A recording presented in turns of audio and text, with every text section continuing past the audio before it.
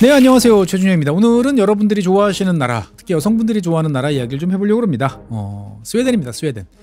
우리나라 분들이 좋아하시는 지구본연구소에서 인기 좋은 나라 두 나라는 여러 번 말씀드렸죠. 아르헨티나, 이스라엘. 근데 스웨덴 같은 경우도 인기가 좋은데 제가 말씀을 잘 못 드려서 죄송한데, 오늘 말씀드릴 사항은 사실 좀 우울한 내용입니다.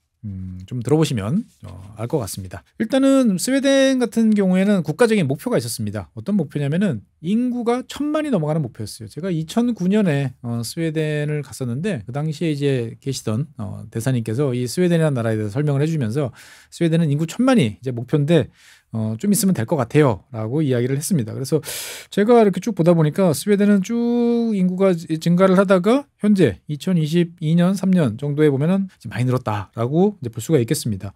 그래서 언제 1000만이 넘었냐라고 하면 2017년에 인구 1000만이 이제 넘었습니다. 아이를 많이 낳느냐? 그렇지는 않습니다. 지난번에 한번 말씀드렸습니다만 스웨덴 같은 경우도 합계 출산율로 따지면 1.3 좀 넘는 정도로 기억이 되는데, 우리보다야 좋긴 하지만 인구가 막 퍽퍽 늘어날 이제 그러한 상황은 아닌 거죠. 그러니까 당연히 이러한 인구 증가는 관대한 이민 정책에 힘입은 이제 대규모 이민으로 인해서 늘어났다라고 이제 말씀드릴 수 있겠습니다. 특히 이제 2013년부터죠. 이거를 전후한 시기에 이제 시리아 사태를 계기로 한 이제 대규모 난민 사태가 이제 유럽을 이제 강타를 했고, 그래서 이 스웨덴 같은 경우는 2015년부터 많은 이민자를 받았습니다. 그래서 국민 1인당 받은 이민자로 따지면 스웨덴이 유럽에서 1등이다 라고 할 정도로 많은 이민자를 받았어요. 그래서 실제로 지금 스웨덴 1054만 명, 1000만 명이 넘는 인구 중에서 해외에서 태어난, 원래 해외에서 태어났지만 지금은 이제 스웨덴에서 사는 이러한 사람들이 217만 명 정도로 됩니다. 그러니까 전체 인구의 20%는 원래 해외에서 태어난 사람들이에요. 그러니까 전체 국민의 약 한 20% 정도가 이제 해외 출신이다라고 이제 볼 수가 있습니다. 그러면 이제 어느 나라에서 많이 왔느냐? 시리아. 그러니까 난민 사태가 제일 크게 겪은 나라 출신이 제일 많습니다. 시리아, 이라크. 이라크 같은 경우도 이제 여러 가지 사태들이 많았었죠. 그리고 이란, 소말리아, 아프가니스탄 순서로 이제 나타나고 있습니다. 즉 중동 지역에서 벌어졌던, 그리고 아프리카라든지 이런 지역에서 여러 가지 어려움을 피해서 스웨덴으로 망명이라든지 피난처를 찾은 사람들이 대거 입국을 했고, 스웨덴은 이런 사람들을 많이 껴안았다라고 이제 볼 수가 있습니다. 그래서 어쨌든 스웨덴의 인구가 급증했다라는 이야기 먼저 한번 드리고요. 두 번째는 이제 스웨덴 경제적으로 봤을 때 여러 가지 우리한테는 되게 충격적인 이야기들이 최근에 많이 나오고 있습니다. 그러니까 이 스웨덴이 불평등 격차가 많이 확대되고 있다라는 이야기도 좀 아시면 좋을 것 같습니다. 스웨덴 같은 경우는 강력한 조세, 그래가지고 부자나 가난한 사람이나 가차없이 다 세금을 매겨가지고 다 공평하게 나눠 쓴다 라고 알고 계시는 분들이 많습니다만, 최근에는 그런 것 같지 않습니다. 사실 스웨덴 같은 경우에는 저도 한번 말씀드렸던 것 같은데, 우리는 보통 복지사회, 북유럽 복지사회 그러면은 돈 많은 상위 1%라고 할까요? 자관 소수에게 많은 세금을 걷어가지고 이제 사회 전체적으로 공평하게 부를 배분하는 이러한 사회다라고 생각을 하시는 경우들이 많은데, 그렇지는 않습니다. 스웨덴 같은 경우는 다 내요. 공평하게 다 냅니다. 그러니까 내가 한 달에 이제는 숫자도 가물가물한데, 자관 우리 기준에 봤을 때는 근로소득세를 납부하지 않아도 되는 알바 뛰는 사람들도 일단 한 20% 소득세 내고 시작을 합니다. 그렇다고 해서 돈이 많은 사람들은 7, 80% 내느냐? 그렇지 않습니다. 돈 많은 사람들은 조금 더 내요. 근데 세율이 그렇게 높지 않아요. 그러니까 기본적으로 일단 20% 다 내고, 그 다음에 더 많이 버는 사람들은 거기에 맞춰서 30%, 40% 이렇게 계단으로 조금씩 올라가는 이제 그러한 구조인 거죠. 그러니까 모두한테 가차없이 걷어서 필요한 사람들한테 좀 더 주는 게 이제 스웨덴인데, 실제로 북유럽에서 이 불평등이 제일 심한 나라가 지금 스웨덴입니다. 그러다 보니까 노르웨이는 1등, 제일 이제 사회가 평평한 나라가 1등이고, 그 다음에 덴마크, 그 다음에 핀란드, 이런 나라를 비교해 보면은 스웨덴 같은 경우는 20위로 북유럽 국가들 중에서 최하위다라고 이야기를 할 수 있겠습니다. 보통 이제 이 불평등, 소득 분배 이런 것들을 이야기할 때 쓰는 이제 사회 지표가 지니 계수죠. 스웨덴의 지니 계수 같은 경우는 지금 1975년 이래 최악 0.333이라고 지금 나오고 있습니다. 그러니까 지니 계수를 측정하는 방법은 여러 가지 방식이 있어요. 그리고 이제 그것들은 국가별로 조금씩 시대가 다르면서 바뀌는데, 어떻든 그래서 이렇게 그래프를 그리다 보면 끊어지고 중복되고 나오긴 합니다만, 어떻든 1975년 정말 오래전부터 한 50년을 놓고 쭉 보면 과거의 0.2, 그러니까 지니 계수는 0으로 가면 평평한 사회고 1이면 불평등이 아주 극에 달하는 사회인데, 지속적으로 높아졌어요. 지금 그래서 0.33 정도로 333 정도로 나오는데 이게 어느 정도 수준이냐 감이 잘 안 오실 텐데 우리나라가 0.323으로 나와요. 그러니까 지니 개수로만 보면은 대한민국이 거의 스웨덴 수준이다라고 이제 볼 수가 있겠습니다. 오잉?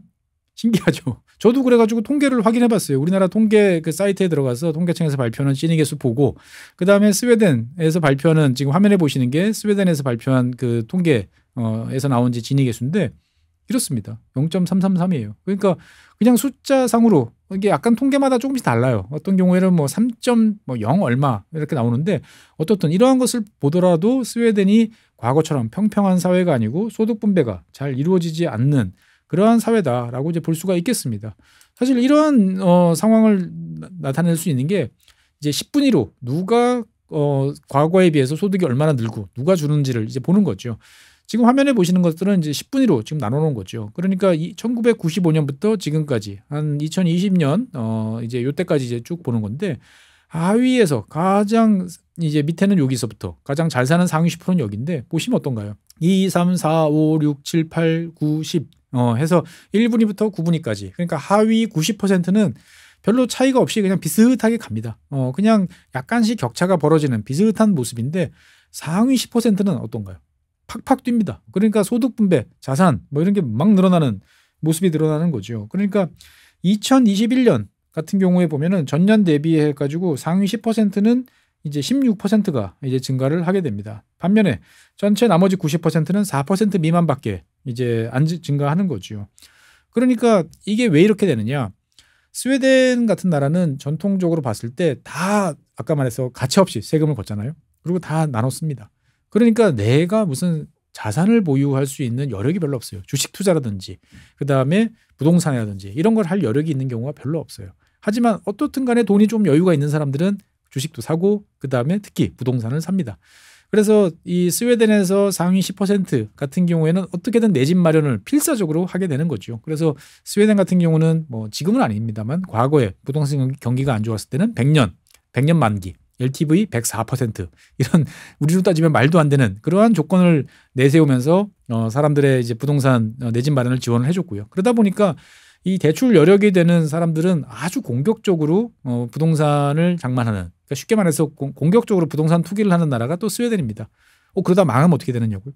스웨덴은 걱정이 없습니다. 왜? 복지국가니까 내가 망해도 최소한의 인간적인 그러한 사회적인 기준을 충족할 수 있는 여건이 된다라고 생각하기 때문에 공격적으로 투자한다라는 이야기도 있는데 그러다 보니까 어쨌든 자산이 있는 사람들은 뭔가 자산 가격이 오르면 내 자산이 팍팍 올라가면서 그거를 뭐 팔든지 하면은 소득이 이제 증가하는 그러한 상황이 생기게 되는 거죠. 그렇지 못한 자산을 보유하지 못한 계층들은 소득이 늘기가 매우 어려운 이제 그러한 상황이다라고 볼 수가 있겠습니다. 그러다 보니까 실제로 이제 격차가 커질 뿐만 아니고 스웨덴 인구 전체의 한 16% 정도가 스웨덴 정부가 정한 빈곤선 이하에서 생활을 하고 있다라고까지 이야기가 나옵니다. 핀란드라든지 노르웨이라든지 덴마크라든지 하는 나머지 이제 북유럽 국가들 같은 경우에는 이게 한 10% 내외 수준이에요. 그러니까 8%에서 12% 정도 수준인데 스웨덴 같은 경우가 빈곤선 이하의 생활을 하는 경우도 많다라고 볼 수가 있는 거죠. 그러니까 어떻든 간에 지금 스웨덴 같은 경우는 빈부격차가 커지고 사회적으로 봤을 때 뭔가 소득 분배가 잘 안 된다라고 이제 말씀드릴 수 있겠습니다. 그러면 두 가지 사실을 종합해 보면 어떤 일이 벌어질까요? 해외에서 들어오는 이민자들이 급증을 했어요. 근데 소득 분배는 잘 이루어지지 않고 상위 계층의 소득만 급증하는 그러면 당연히 불만이 있거나 여러 가지 일들이 많이 발생을 하겠죠. 그래서 지금 스웨덴의 가장 큰 문제는 뭐냐? 여러분들이 뭐 다른 채널이나 여기서 많이 보셨겠습니다만 스웨덴이 지금 EU에서 최악의 총기 사건을 겪는 나라로 점점 변하고 있습니다. 그러니까 2023년 작년 같은 경우에는 360건 거의 하루에 한 건이죠. 하루에 한 건 정도의 총기 사건이 발생을 해가지고 55명이 이제 목숨을 잃는 이제 이런 일이 벌어졌고요. 실제로 지금 전체적으로 봤을 때 북유럽 국가들 중에서 다른 국가들은 총기로 인한 총기와 관련돼 있는 사망자가 계속 줄어들어요. 약간 늘어났던 나라가 이제 덴마크가 조금 늘어났다가 이제 오히려 이제 계속 줄고 있는 그런데 스웨덴만 지금 계속 늘어나고 있다라고 이제 볼 수가 있습니다. 그리고 이제 폭탄 테러도 이제 많이 벌어지는 거죠. 이걸 테러라기보다는 자관 뭐 폭탄과 관련돼 있는 여러 가지 일들이 벌어지는데 2024년 올해 10월 달까지만 해도 한 100건 정도가 이제 발생을 했습니다. 그러니까 매월 이제 한 10건 정도씩의 이제 폭탄 테러들이 이제 발생을 하고 있다라고 이제 볼 수가 있겠습니다. 그러니까 실제로 이 스웨덴 같은 경우는 아까 다 합해가지고 55명 정도가 사망을 한다라고 이제 말씀드리겠는데, 노르웨이, 핀란드, 덴마크 세 나라를 다 합해봐야 이제 6건에 뭐 몇 명밖에 안 되는 거죠. 그러니까 북유럽 국가들은 이제 한 방향으로 보통 움직이는데, 스웨덴은 지금 부의 재분배도 그다음에 총기 사망도 좀 다른 방향으로 계속 가고 있다라고 말씀드릴 수 있겠습니다. 그러다 보니까 사망자 같은 경우도 지금 매년 증가하는 추세고, 2022년 그다음에 2023년은 좀 준 것처럼 보이지만 요거는 이제 제가 2023년 집계 중인 자료를 들고 왔기 때문에 이렇게 된 거고, 비슷하다라고 이제 보시면 되겠습니다. 그러다 보니까 인구 10만 명당 유럽에서 가장 총기로 인한 사망자가 많이 발생하는 두 번째 나라가 스웨덴이 됐습니다. 그러니까 우리가 생각했던 평화롭고 안전하고 하는 나라 이미지하고는 많이 다르다라고 볼 수가 있겠습니다. 그래서 전체적으로 봤을 때 보면은 유럽에서 10만 명당 총기로 인한 사망자가 제일 많은 나라는 알바니아. 여기는 이제 유럽의 많은 갱들이 이제 알바니아 출신이다라고 하는 말들이 있을 만큼 좀 터프한 그러한 나라인데, 그 다음이 스웨덴인 거죠. 이거 뭔가 좀 이상하다라는 생각이 들어서 저도 여러 번 봤는데 자료가 맞더라고요. 3위는 뭐 보스니아 헤르체고비나, 그 다음에 뭐 몰도바 하는, 어떻게 보면은 전통적으로 유럽에서 좀 위험한 터프한 국가들이 줄줄이 있고요.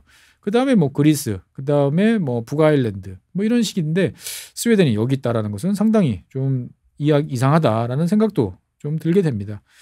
그러니까 누가 이런 총기 사고를 저지르냐라고 이제 보면은 주로 이제 외국 출신의, 외국에서 온 부모와 부모를 둔, 하지만 나는 스웨덴에서 태어난 친구들이 이 살인 및 강도 사건을 저지르는 비율이 매우 높다라는 이야기가 계속 나오고 있습니다. 그래서 이러한 상황들이 계속 이어지다 보니까 지금 총기 사건, 그러니까 살인 사건이죠. 그 다음에 마약, 이런 것들이 다 증가를 하고 있는 상황이 이어지고 있다라고 이제 말씀드릴 수 있겠습니다. 그러니까 안전한 나라가 아니다라는 말씀드리고 싶고요. 그래서 이것들이 이제 단순히 사람을 죽이는 것뿐만 아니고 이제 조직범죄, 폭력, 뭐 갱단 이런 식으로 가면서 이제는 돈만 주면 얼마든지 이제 누군가를 죽여주세요. 저 가게 좀 뭐 날려주세요. 이런 것들이 된다라는 이야기가 많이 나옵니다. 그러니까 이제 아예 공정 가격이 있어요. 그러니까 뭐 저 가게 이제 문 좀 날려주세요. 뭐 내가 물건 훔치는 건 내가 알아서 할 테니까 할 때 문 폭파 같은 경우는 3,000유로, 이게 이제 공정가랍니다. 1,500원, 뭐 1,600원 따지면은 뭐 얼마죠? 한 500만 원 정도 내면은 가게 하나 날려주는 거 가능한 거고요. 살인 같은 경우에 보면은 이제 스톡홀름하고 말미하고 좀 말미는 저 제일 남쪽에 있는 지역인데 좀 비용이 달라요. 스톡홀름 같은 경우는 청부 살인은 5만 유로, 그다음에 말미 같은 경우는 8만 유로, 이렇게 딱 공정가가 지금 정해져 있을 정도다라고 말씀드릴 수 있겠습니다.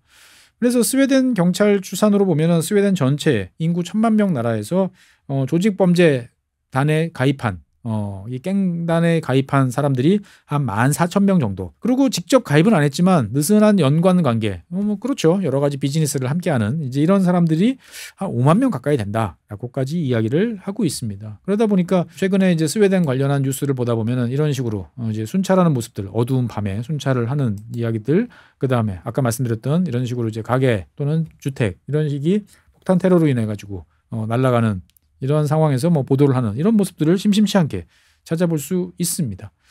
그래서 야, 스웨덴이 참 불안하고 위험한 나라가 됐다라는 생각이 드는데, 한 가지 더 참 이걸 걱정스럽다라고 해야 되나요? 좀 정말 안타까운 이야기는 뭐냐면은, 이 스웨덴의 총기와 관련된 일은 주로 청소년, 어린이, 즉 20대, 10대가 주도를 하고 있어요.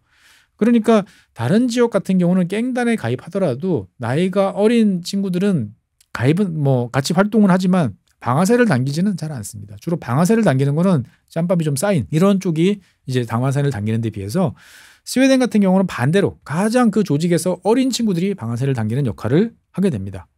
그러다 보니까 지금 여러 가지 통계를 보면 11살 만 나이입니다. 만 11세 정도 되는 어린이까지, 11세면 어린이죠. 뭐 어린이까지 총기 살인에 이제 동원되는 그러한 일이 벌어지고 있다라고 이야기를 하고 있습니다. 그래서 지금 화면에 보시면 연령대로 지금 구별을 해놓은 겁니다. 그러니까 지금 제일 위쪽, 즉 2012년부터 한 2020년 정도까지 제일 많은 비중은 20대, 그죠? 21살부터 29살까지였는데, 최근 들어서는 10대, 만 15세에서부터 20세가 앞지르고 있어요.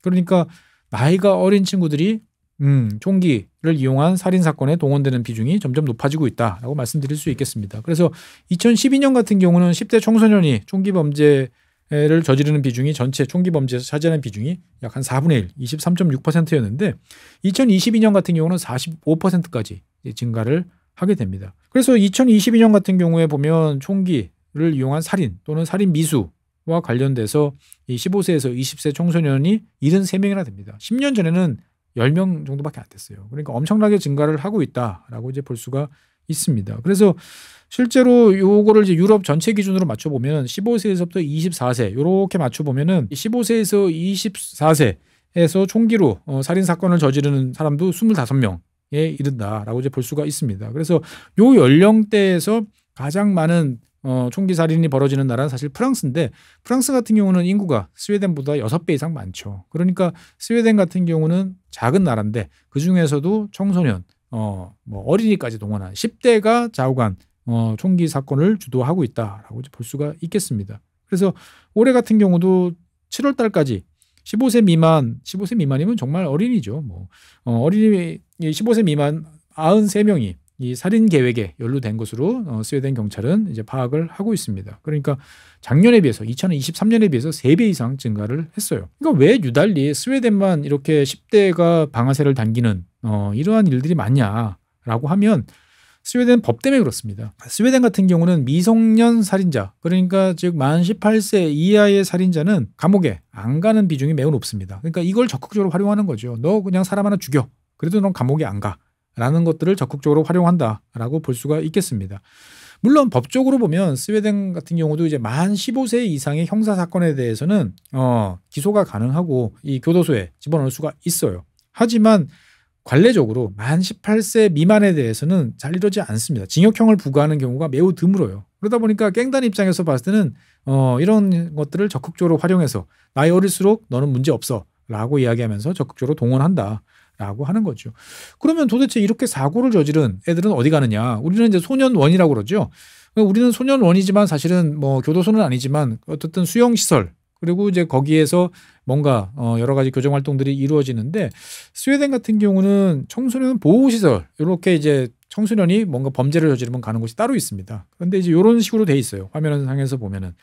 그래서 여기에서는 이제 울타리가 쳐져 있고 하지만 이 안에서는 상당히 자유롭게 이루어집니다. 그러니까 소지품에 대해서 특별한 뭐 검색이라든지 압수라든지 이런 조치들도 잘 이루어지지 않고 자기들끼리 뭐 이런저런 활동하는 거에 대해서도 큰 문제가 이제 되지 않는 그러한 어떻게 보면 되게 자유로운 스웨덴 이미지 잘 맞죠. 그러니까 처벌보다는 갱생 그리고 교화 여기에 이제 초점을 이제 맞추는데 문제는 뭐냐? 이러한 시설들이 옛날에는 잘 작동이 됐어요. 좋은 역할을 많이 했어요. 그런데 이게 이제 조직 범죄가 늘어나다 보니까 이 청소년 보호시설이 요즘에는 갱단의 신규 회원 모집 장소로 지금 점점 전락하고 있다라는 보도가 이어지고 있습니다. 그러니까 이제 스웨덴 신문들을 보다 보면 뭐 이런 식이에요. 16살에 여러 번 물건을 훔쳐가지고 절도 혐의로 재판에 넘겨집니다. 그래가지고 이 청소년이니까 청소년 보호소에 가요. 근데 가서 보니까 이게 이제 이런 집들에서 한 7명 정도가 이제 공동 생활을 하는데 이 친구들이 야, 너 나랑 같이 일 좀 해보자. 라는 식으로 가는 거죠. 그래서 그냥 사소한 그냥 상습적인 절도범이 이제는 마약 범죄와 관련돼 있는 어떻게 보면 더 중범죄자로 변하는 것들이 나타난다라고 볼 수가 있는 거죠. 그러니까 이 보호시설 운영자들은 이제 갱단원 모집 시설로 우리 시설이 이용되고 있다라는 이야기들을 많이 하고 있습니다. 그리고 실제로 이 안에서는 뭐 이 휴대전화나 이런 것들을 사용하는 게 뭐 전혀 문제가 되지 않아요. 그러다 보니까 어떤 사례의 경우에 보면은 이 보호소 내부에서 일단 보호소에 있던 만 15세 이 소년이 3건의 살인 사건, 총기를 이용한 살인 사건을 이제 교사하거나 청부하거나 하는 일들이 이제 벌어진 경우도 있습니다. 그러니까 어떻게 보면 스웨덴이라는 나라, 특히 이제 스웨덴 교정시설, 그 중에서도 이 청소년 보호시설은 이런 흉악한 청소년을 다룰 준비가 전혀 되지 않았던 거죠. 그런데 갑자기 애들이 이상해졌어요. 그런데 시스템은 옛날의 시스템이니까 그냥 모아놓고 관리를 하는 거죠. 그러니까 이 친구들은 오히려 더 다른 친구들한테 이제 안 좋은 영향을 미치는 쪽으로 이런 시설들이 악용이 된다라고 이제 볼 수가 있겠습니다. 그래서 2023년인가 이 규정이 바뀌어서 이제는 그나마 뭐 휴대전화라든지 위험한 물건이라든지 뭐 이런 것들은 혐의가 입증되면 압수를 할 수 있어요. 그 전까지는 압수도 불가능했어요. 왜? 프라이버시 문제이기 때문에. 그러니까 눈 뻔히 뜨고 어떻게 보면은 깽단 친구들이 여기서 버젓이 활동하는 것을 지켜볼 수밖에 없던 게 스웨덴이다라고 이제 말씀드릴 수 있겠습니다. 그러다 보니까 최근 들어서는 여기 들어가는 친구들은 뭐 당연히 연령대가 낮죠. 그래서 최근에는 12세 뭐 이런 친구들까지 깽단에서 가입해서 활동하는 사례가 확인이 되고 있기도 합니다. 그래서 스웨덴 전체적으로 보면은 지금 이제 한 700명 정도가 이런 그 국가보호시설위원회가 운영하는 지금 화면에 보셨던 여러 가지 보호시설 21곳에 나눠서 이제 수용이 되어 있는데 여기에서는 좌우간 뭐 이 보안이 느슨하다 보니까 뭐 휴대전화, 태블릿 이런 걸 통해서 얼마든지 연락을 할 수가 있는 거죠. 그래서 결국 여기에서 나오는 친구들은 10명 중에 9명은 다시 범죄를 저지르게 되고요. 그중에 8명은 중범죄를 저질러서 결국 이제 교도소에 가는, 그러니까 교화라든지 어떤 갱생 이런 거에 기능을 전혀 발휘하지 못하고 있다라고 말씀드릴 수 있겠습니다. 그 스웨덴이 참 무법천지로 변해간다라는 이야기, 뭐 폭동 관련한 이슈들 뭐 이런 사진들은 점점 많아지고 있는 거죠.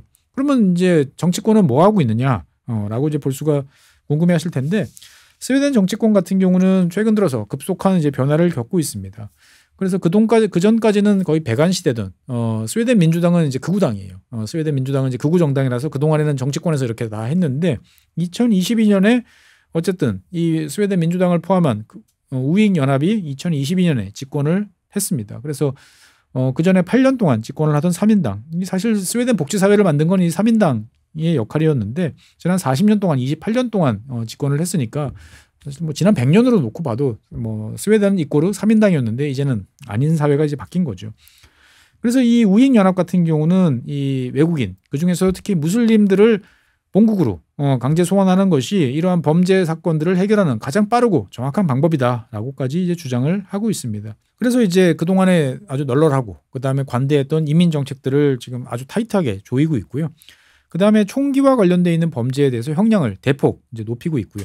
그다음에 경찰이 어떻게 보면 조직범죄자로 의심되는 사람들에 대해서 감시하거나 도청하거나 이런 것들에 대한 권한, 이거는 옛날에는 있을 수가 없는 일인데 이제는 다 부여를 지금 하는 쪽으로 바뀌고 있습니다. 그리고 심지어 이제 필요할 경우에는 경찰이 요청을 하면 군도 이 조직범죄 소탕에 동원될 수 있도록 하는 제도로 지금 바뀌고 있습니다. 뭐 어느 나라나 마찬가지겠습니다만 스웨덴 같은 경우도 이제 전쟁, 뭐 당연히 이거는 군 역할이고, 그다음에 테러에 대응하기 위해서 요청을 하면 군이 제한적으로 도와줄 수는 있었습니다만 이제는 조직 범죄에 대해서도 군이 개입할 수 있도록 넓어지는 거죠. 그러니까 범죄가 흉포해지다 보니까 이 경찰로는 도저히 감당할 수 없는 지경이 돼가지고 이제 군까지 필요하면 동원할 수 있는 쪽으로 점점 바뀌게 됩니다. 그리고 이제 이거는 어떻게 보면 사후 약방문이고, 조직 범죄를 이제 잘 타치를 이거 관리를 하기 위해서는 누가 조직 범죄자인지를 봐야 되는 거죠. 그래서 스웨덴 같은 경우는 작년에 이슈가 됐던 것이 공공부문 종사자, 그러니까 우리로 따지면 공무원들, 뭐 공공기관 근무자, 공사나 뭐 공단의 직원들, 뭐 이런 분들까지 포함하는 것 같은데, 공공부문 노동자에 대해서 불법 체류자, 자격을 갖추지 못한 사람들이 있으면 눈에 띄면 파악을 하게 되면 신고를 하도록 하는 의무를 이제 부여하는 밀고법, 그러니까 이제 고자질하는 법을 의무화하는 그러한 이제 법들을 만들기 위해서 여러 가지 논란이 이제 되기도 했었습니다. 그러니까 과거 같으면 상상할 수 없는 거죠. 누가 이 사회 공동체로서 어떻게 보면은 힘들고 어려운 상황에 있는 사람을 돕고 개인적으로 공동체 일원으로 받아들이고 빨리 자리를 잡도록 도와줘야지 이거를 고발하고 이르고 한다라는 것은 있을 수가 없는 일인데, 스웨덴 사회가 이제 정말 많이 바뀌었다라는 생각도 이제 들게 됩니다. 어쨌든 이러한 이제 과정을 거치면서 스웨덴 같은 경우는 올해 50년 만에, 반세기 만에 처음으로 이제 입국자보다 출국자가 이제 많아지는, 즉 어떻게 보면은 인구가 줄어드는 이제 그러한 일이 생기고 있어요. 이거를 놓고 이제 이 우익 연합 같은 경우는 강력한 이제 이민 정책, 여러 가지 이제 범죄에 대한 대응이 효과를 거두고 있다. 라고 이제 이야기를 하면서 계속적으로 이러한 정책을 이어나갈 태세입니다. 특히나 이제 지금 시리아 전쟁도 이제 끝나다 보니까 어떻게 보면은 시리아 출신들 난민, 지금 이제 스웨덴에서 있는 가장 많은 외국인 출생자가 시리아 출신이라고 했잖아요. 아마 정말 강제 송환도 이제 이루어지지 않을까 싶은 이제 생각도 듭니다. 어떻든 간에 우리는 북유럽 그러면은 되게 유토피아다라고 생각을 합니다. 그러면서 대한민국에 어떤 문제가 등장을 하면 항상 뭐 독일은, 한편으로는 더 이상적으로 북유럽은 하는 이야기를 많이 해왔어요. 그런데 시간이 지나면서 결국 사람은 사는 세상은 점점 비슷해지는, 우리 입장에서 봤을 때는 파랑새가 없어지는 되게 안타까움이 든다라고 말씀드릴 수 있겠습니다. 그러니까 어떻든 전 세계에서 그 나라에 가면 모든 고민이 해결되고 그다음에 모든 것이 이성적으로 돌아가고 합리적으로 돌아가고 좋기만 한 그런 사회는 없다라고 말씀드릴 수 있겠습니다. 어떻게 보면은 우리는 최소한도 조직 범죄, 그다음에 밤길에서의 안전 이런 것 같은 경우는 그래도 상대적으로 훨씬 나은 편이다라고 말씀을 드릴 수 있겠고요. 이런 어떤 이런 폭력과 관련돼 있는 사항들 같은 경우는 우리나라도 싫든 좋든 이민자가 외국인 노동자들이 늘어날 수밖에 없는 이제 그러한 상황이지 않습니까? 여기에 대해서도 뭘 준비하고 어떤 대응을 해야 되나 여러 가지로 이제 고민을 할 수밖에 없는 상황이다라고 말씀드릴 수 있겠습니다. 어떻든 이 최악의 소득 분배라는 것이 많은 문제를 또 가져오는 원인이 아닐까라는 생각도 듭니다. 자오간 우리도 이러한 상황을 반면교사로 삼아가지고 이러한 문제를 겪지 않도록 미리미리 준비하는 것이 좀 필요할 것 같습니다.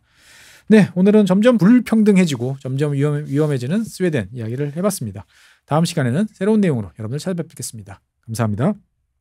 작고 잡다한 지식이라도 그것들을 절대 무시하지 말라. 나는 그건 되게 긍정적이고 그런 지식들을 연결해서 말 그대로 위즈덤이잖아요. 정말 현명해지고 뭔가 남들하고는 좀 차별화된 그런 관점 그리고 그러한 비전. 책을 사랑하고 배움을 마다하지 않는 당신을 위한 곳. 3프로와 교보문고가 만나 위즈덤 칼리지 시즌2로 새롭게 출발합니다. 투자와 경제, 국제, 심리, 예술, 테크, 도시, 과학, 창의, 그리고 미래. 삶의 격을 높이는 9가지 지혜를 함께 나눕니다. 위즈덤 칼리지 시즌2. 영상 아래 링크를 클릭하시면 자세한 내용을 확인하실 수 있습니다.